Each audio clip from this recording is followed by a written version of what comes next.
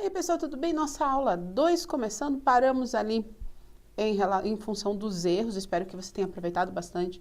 Todas as informações que ali foram trabalhadas, elas são bem importantes, fazem diferença quando bem aplicadas no momento de uma avaliação discursiva. E a gente vai continuar exatamente do ponto em que paramos. Se faz necessário agora falar sobre marcas e vícios de grafia. Outro problema de ordem prática, questão técnica, que às vezes acaba atrapalhando um pouquinho na hora de redigir. O que seria isso? Quais são os problemas, as implicações e como é que você resolve?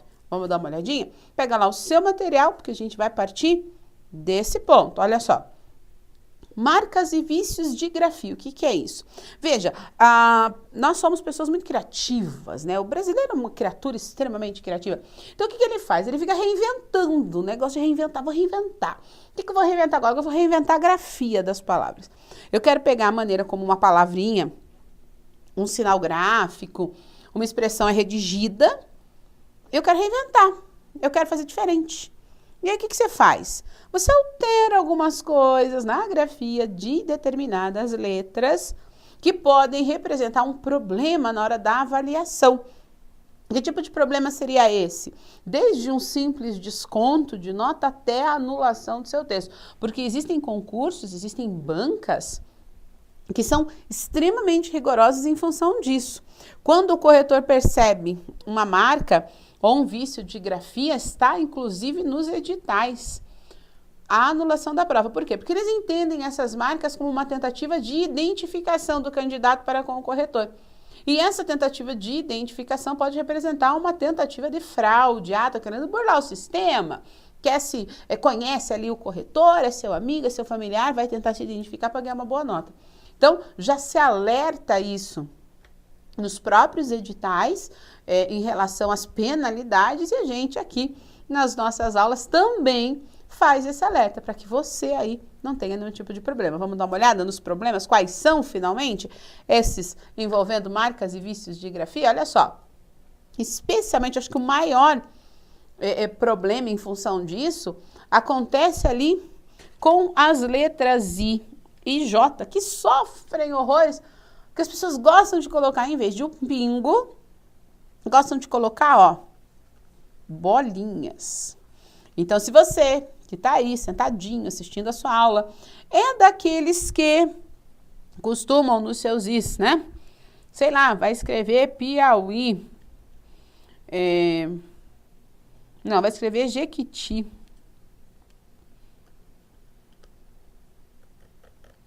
Se você gosta de fazer isso aqui, você tem um sério problema. Isso não pode, sabe por quê?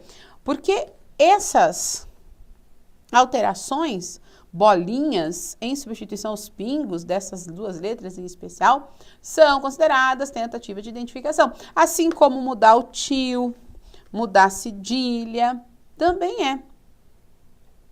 Qualquer alteração, ó, como eu coloquei para vocês, qualquer alteração no traçado original das letras pode ser perigoso. Por quê?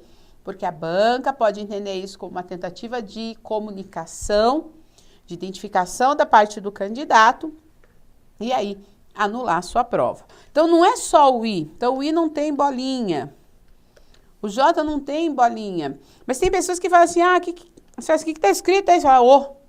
Não, isso aqui não é o como é que é. Isso aqui não pode ser a mesma coisa. Ou a pessoa chega lá e fala, o que está escrito aí? Você fala, não, isso aí é meu T. Não, o T é assim. Então, essas pequenas alterações, elas são perigosas. Qual é a minha recomendação? Que na hora de passar o texto a limpo, você não cometa esse tipo de mudança, se policie. Velhos hábitos são difíceis de serem combatidos, mas neste caso precisam. Tem gente que vai escrever lá, sei lá, caça. Mas isso aqui não é, você botou uma vírgula junto com cedilha. Não, o cedilha é assim, ó, é um Szinho embaixo do C. Então, toma cuidado com isso. Aquelas pessoas que gostam, né, de colocar o tio junto, isso aqui nem parece um tio, parece uma cobra saindo de um cesto, né? O tio, ele é assim, ele é Opa, apaguei o O. Ele é curvilíneo. E tem que respeitar isso. Então, cuidado com alterações que possam ser provocadas no traçado original dessas letras, porque isso pode implicar dor de cabeça para você. Em que sentido? Vai ter prejuízo na avaliação. Isso se você não for eliminado do concurso, hein? Então, se cerque de cuidados. Não altere, respeite a grafia das letras como elas são. Eu mesma, por exemplo, quando estou escrevendo, eu gosto de fazer o Q assim, ó. E o F assim. São pequenas alterações, mas quando eu vou fazer uma prova, eu não faço assim. É meu Q, é meu F. Mas é quase nada. Pois é, mas é alguma coisa. Se é quase nada, é alguma coisa. Então, tem que tomar cuidado. Você precisa se policiar. Nem eu, nem você queremos que você tenha algum tipo de prejuízo em relação à avaliação. Nosso próximo item também é outro bem importante que, infelizmente, algumas pessoas ainda perdem nota de pontuação ortográfica em função da translineação. Que tem gente que nem sabe o que é, fala, não sei o que é isso, quando na verdade sabe, só não sabe que tem esse nome. Porque todos nós sabemos separar a palavra em sílabas. E todos nós sabemos que quando a linha acaba, mas a palavra não, a gente precisa fazer a passagem de parte dessa palavra para a linha de baixo. Esse processo, né, de transposição de parte da palavra de uma linha para outra que a gente chama de translineação. Então, existem três observações importantes sobre a translineação, às quais você precisa estar muito atento. Primeira delas, diz respeito à separação de termos compostos, ou seja, palavras que são unidas por hífen, sejam elas substantivos, adjetivos ou, inclusive, pronomes ligados a verbos, que não são considerados compostos, mas também são termos unidos por hífen. Todos esses termos têm uma regra que precisa ser seguida e que, infelizmente, não é. Sempre que você precisar fazer a separação silábica de palavras unidas por hífen e a linha acabar exatamente no hífen, é tão somente nessa circunstância que você vai colocar o traçado também na linha de baixo. Não entendi, professor. Então, vamos fazer um exemplo que você vai entender na prática. Olha só. Se você está escrevendo lá, você quer escrever guarda-chuva e chegou exatamente ao final da linha, onde deveria haver um hífen. O que você vai fazer? Você vai repetir o hífen embaixo para continuar a palavra. Quando o corretor fizer essa leitura aqui e essa aqui, essa leitura ele vai fazer com relação à separação e essa leitura com relação a ser um termo composto. Caso você não coloque esse hífen aqui, a leitura que o corretor vai fazer é essa aqui, ó.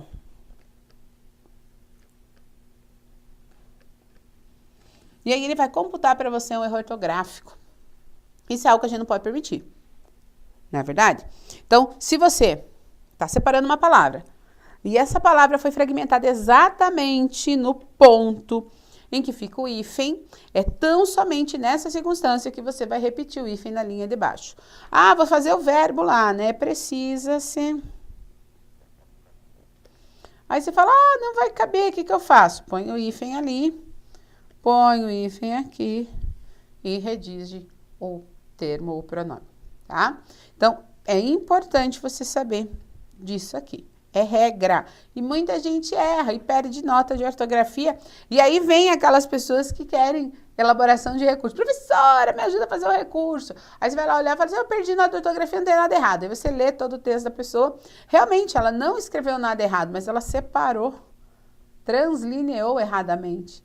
E aí isso computa um erro ortográfico, tá? Então, fica bem atento em relação a isso, é importante. Você não quer, mas vai tirar só 0,01. 0,01 pode fazer você despencar 400 posições num ranking de concurso. Não importa quão pouco seja. Você não pode perder nada. Tá certo? Ainda em relação à translineação, eu disse que eram 3 situações. A segunda diz respeito a você fazer a separação, e esse é outro aspecto que também acaba maculando o texto, né, do candidato, contabilizando um erro ortográfico, muitas vezes a pessoa nem sabe do que é. Muita gente erra isso. Você está fazendo a separação silábica da palavra e, de repente, a linha acabou, mas você deu conta de colocar algumas sílabas ali. E, curiosamente, a última sílaba que você colocou na linha é formada, né, ou o momento de você fragmentar é formado por uma única vogal. Uma sílaba formada por uma única vogal.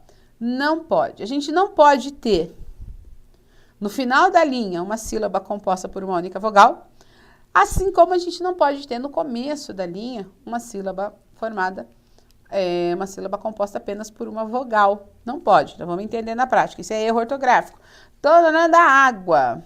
Aí eu ponho o A aqui. Ah, legal. Daí eu ponho o A aqui. Isso aqui é um erro. Não pode ficar no final da linha uma sílaba que é composta por apenas uma vogal. Da mesma forma, não sei o que, o dia, não coube, então eu vou pôr aqui. Isso aqui também é um erro. Porque eu não posso nem deixar uma sílaba de uma única vogal no final ou no início da linha. Não pode, é erro ortográfico. O que a gente faz aqui? Aqui você ou deixa o espaço, aqui você deu, o ideal é você deixar o espaço, colocar a palavra, né, toda na linha de baixo. E aqui, o ideal é você, mesmo que passe um pouquinho da margem, tira daqui, puxa para lá. Senão, você vai ter um erro ortográfico sendo descontado aí da sua nota. E, às vezes, erros ortográficos, como eu disse, que você nem percebe que cometeu. Porque a gente pensa assim, computa um erro ortográfico, mas eu não errei ortografia. A separação silábica não deixa de ser, porque ela vai indicar a leitura que o seu corretor tem que fazer daquilo que você escreveu. Tá? Então, muito cuidado sobre isso. E a última recomendação para translineação diz respeito a você usar hífen e não sublinhado. Aliás, estou falando sobre translineação e só estou usando o termo hífen. A minha nomenclatura está toda voltada aqui. É o hífen que você vai usar e não o sublinhado. O que é o hífen? O traço à frente da palavra. O que é o sublinhado? O traço embaixo. Então, o que está se recomendando é que tenha sempre o traçado à frente da palavra. Isso, aliás, foi ratificado no novo acordo ortográfico, né? Então, se eu estou escrevendo, eu quero o meu casaco, né? Não coube. Aí você põe um tracinho embaixo aqui e fala, fica tão fofo. Né? Olha que lindo, faz até um coração. Mas tá errado. O que adianta tá lindo e tá errado? Você vai perder nota, né? Se eu quero meu casaco, é sempre à frente. Sempre à frente, ok? Muito cuidado com isso, tá? Então, 3 coisas de translineação. Primeiro, você tem que tomar cuidado em relação à separação das palavras que são unidas por hífen. Segundo, você tem que tomar cuidado para não deixar nem no final, nem ao término, nem ao início de uma linha, uma sílaba formada por uma única vogal. E, terceiro, você deve usar sempre o hífen para fazer as marcações das separações e nunca o sublinhado, certo? Fechamos a questão de translineação, né? E de questões práticas, questões técnicas. Então, para você entender, essas colocações feitas até então não são específicas para uma banca. A banca X ou a banca Y, elas são amplas e pertencentes a todas as bancas, salvo quando há uma orientação específica em relação ao tipo de texto, por exemplo. Mas essas questões, letra, margem, translineação, isso tudo, né, os erros, como lidar com os erros, os alinhamentos dos parágrafos, isso tudo é padrão. Isso se aplica a qualquer banca, tá? Para a gente prosseguir no trabalho, para onde nós vamos agora? Vamos dar uma olhada lá no material. Vamos pensar aí o conceito de texto, né? Isso se faz necessário, professora. É lógico, você vai ter que fazer uma produção textual no seu concurso. E para eu ter a certeza de que você vai fazer uma produção textual de qualidade, eu também preciso ter a certeza de que você sabe exatamente o que é um texto. Porque algumas pessoas pensam que aquilo que elas escrevem é texto e não é, né? É curioso, foi assim, uma coincidência. Hoje eu estava fazendo umas correções de provas, né, dos jovens para quem eu leciono, e eles tiveram que fazer uma prova de recuperação. A última questão tinha 3, 4 questões cada prova, 3 questões versando sobre um livro que deveriam ter lido, e a última questão era uma pequena produção, era um texto. Aí eu pedi assim, redija um texto de no máximo 15 linhas. Teve gente que escreveu de uma linha só. Pensou que aquilo era um texto. Não, não é um texto. Mesmo porque não fazia nem sentido, né? Quando a gente trabalha com o conceito de texto, e esse conceito vai se encaixar muito legal para a prática que você vem buscando, que é fazer um concurso. O que é o texto? O texto é uma ideia. Só que é uma ideia que sai do campo das ideias e se fundamenta no papel. Então, o texto é a sua ideia, é aquilo que você pensa. O texto reproduz você. Só que ele reproduz você por meio de palavras que são redigidas e, por assim dizer, fixadas, né, se perpetuam no papel. Então, eu preciso, quando eu redijo esse texto, quando eu organizo, eu tenho essa vontade de transmitir para o outro a minha ideia, eu preciso me cercar de cuidados para que ele faça sentido. Especialmente faça sentido aos ouvidos de quem vai receber essa informação. E para a gente trabalhar o texto de um jeito eficiente para o concurso, você precisa ter esse pressuposto muito claro. O texto reproduz a sua ideia em sua totalidade. É para isso que existe o texto, para que a sua ideia se propague.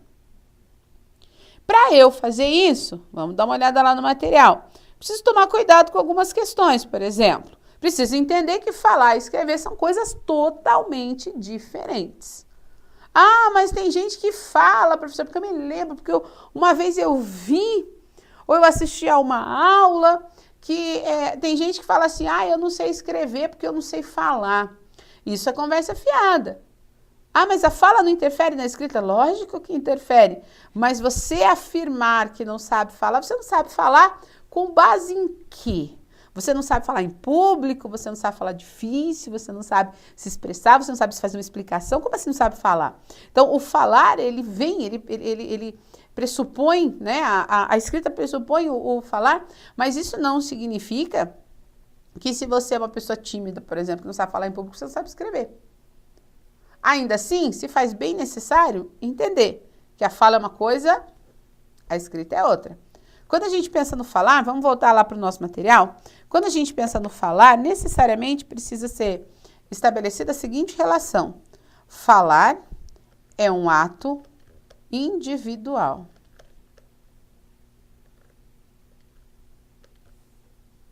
O falar é um ato individual. Por quê? Porque cada um de nós fala de um jeito específico e diferente. Por exemplo, eu estou aqui no estúdio do Aprova, na cidade de Curitiba. Mas a maneira como eu estou falando me denuncia.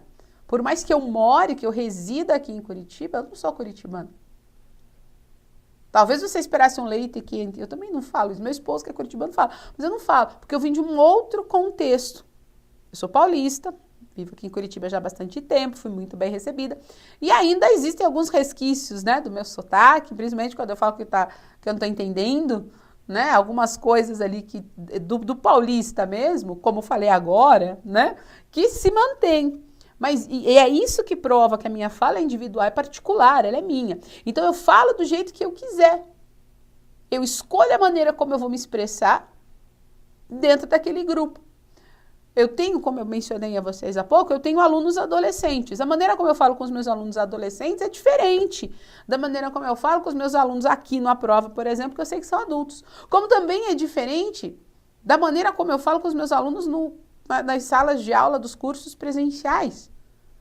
Você adequa a sua fala à situação. Aqui eu trabalho com uma relação de pressuposto. Eu pressuponho que os meus alunos são adultos, estão estudando por antecipação, estão interessados num concurso público que tem necessariamente uma prova de redação, ou uma questão discursiva, uma prova dissertativa. Então, eu estabeleço um padrão de fala para esse grupo, que é diferente do padrão de fala que eu estabeleci para os meus alunos de 14 anos, que é diferente, por sua vez, no presencial. Por quê? Porque tem a interação. E aí, essas adequações, elas podem ser retomadas. certo? Então, falar é individual. E por ser individual, não está sujeito a regras. Não existem regras a serem aplicadas na fala. Eu não posso dizer que o cidadão que diz que vai ponhar o negócio ali, ou que vai coisear o negocinho, está errado.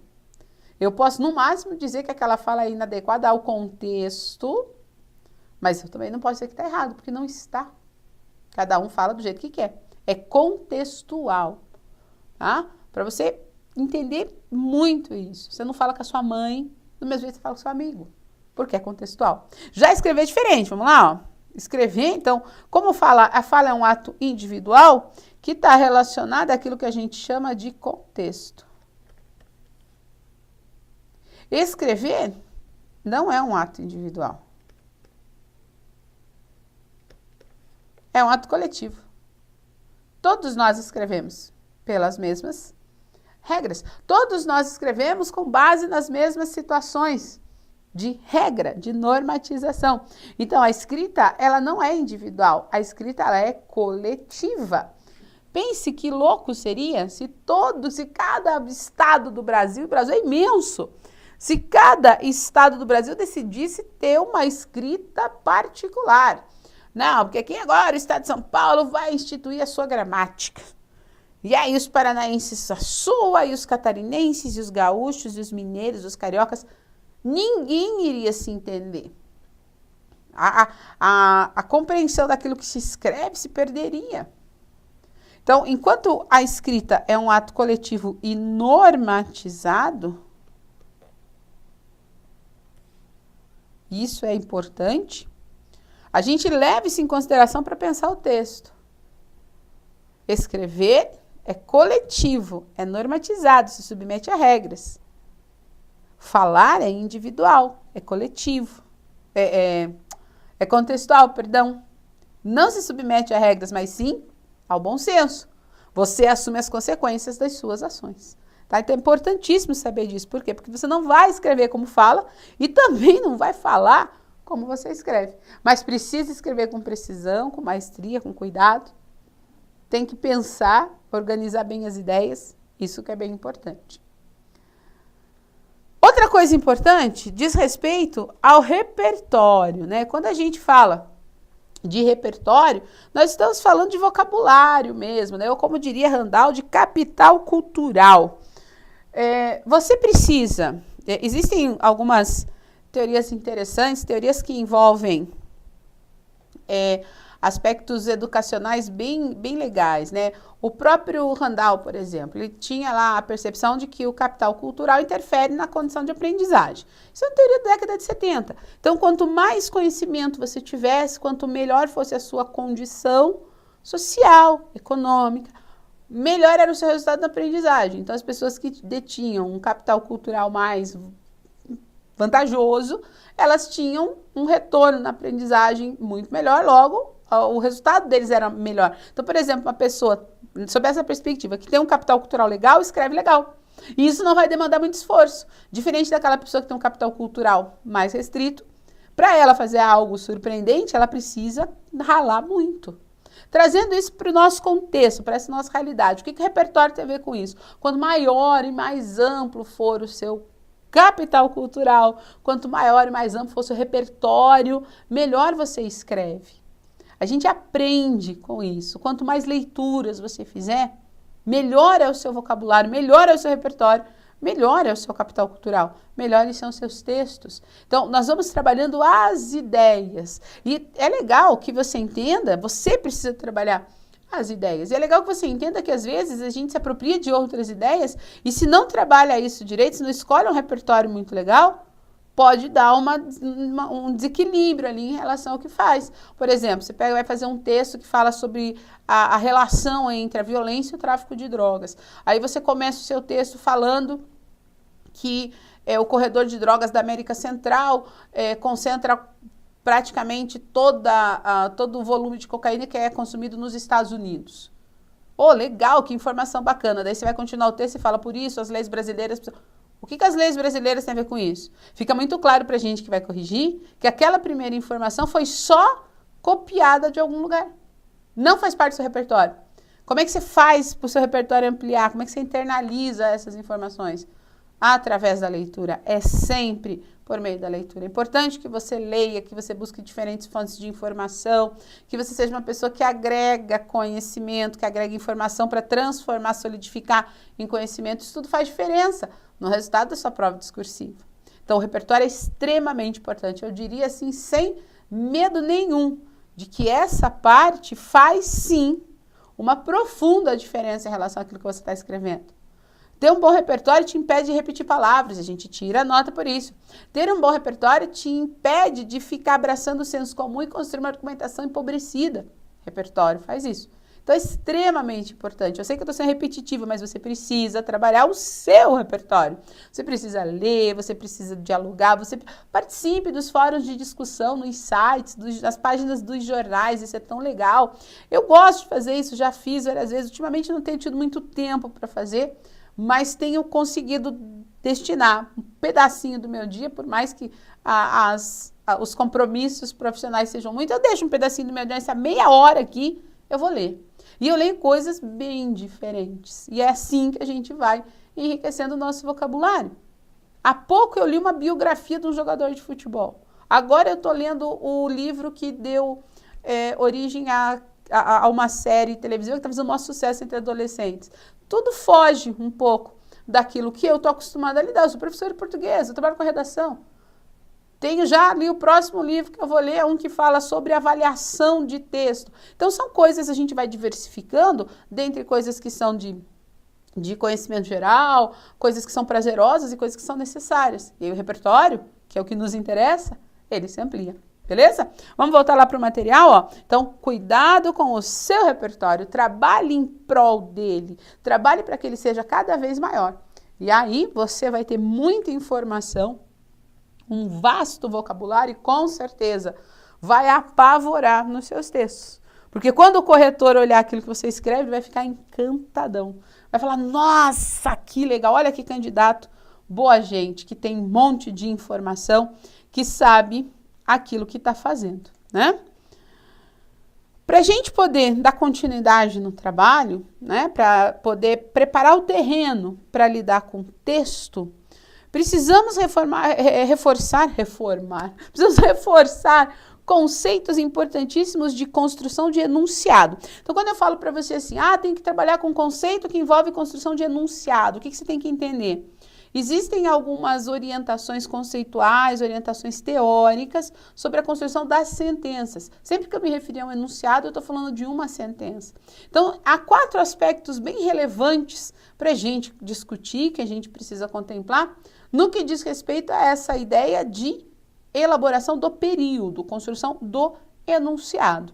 E esse é o assunto da nossa próxima aula. Então, vou finalizar aqui. Espero que essas informações façam sentido para vocês, isso vai me deixar bastante feliz. Acho que você está percebendo o quão empolgada eu fico quando estou falando desse assunto, porque isso é uma coisa que me dá muito prazer. Escrever é uma coisa de que eu gosto muito. Porque o que a gente está fazendo quando a gente escreve? Está registrando as nossas ideias. E sempre que se registra, não se perde no tempo. Pensa nisso, que na próxima aula a gente continua. Um beijo grande, pessoal. Bom estudo. Até a próxima aula.